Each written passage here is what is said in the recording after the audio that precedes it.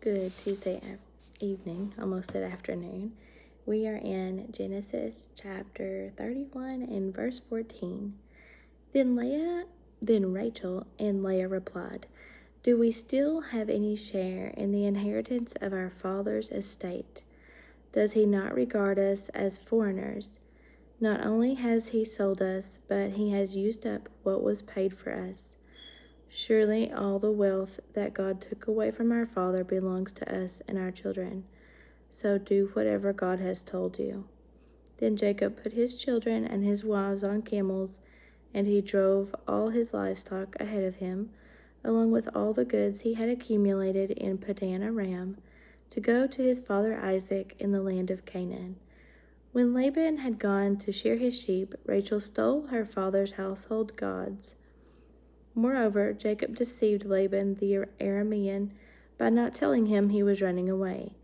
So he fled with all he had, and crossing the river, he headed for the hill country of Gilead.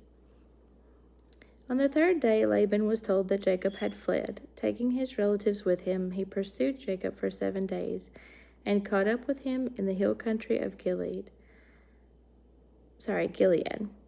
Then God came to Laban the Aramean in a dream at night and said to him, "Be careful not to say anything to Jacob, either good or bad."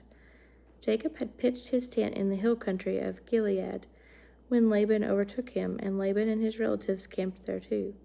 Then Laban said to Jacob, "What have you done? You've deceived me, and you've carried off my daughters like captives in war. Why did you run off secretly and deceive me? Why didn't you tell me so I could send you away with joy and singing to the music of tambourines and harps? You didn't even let me kiss my grandchildren and my daughters goodbye. You have done a foolish thing. I have the power to harm you. But last night the God of your father said to me, 'Be careful not to say anything to Jacob, either good or bad.' Now you have gone off because you have longed to return to your father's house. But why did you steal my gods?" Jacob answered Laban, "I was afraid because I thought you would take your daughters away from me by force. But if you find anyone who has your gods, he shall not live. In the presence of our relatives, see for yourself whether there is anything of yours here with me, and if so, take it." Now Jacob did not know that Rachel had stolen the gods.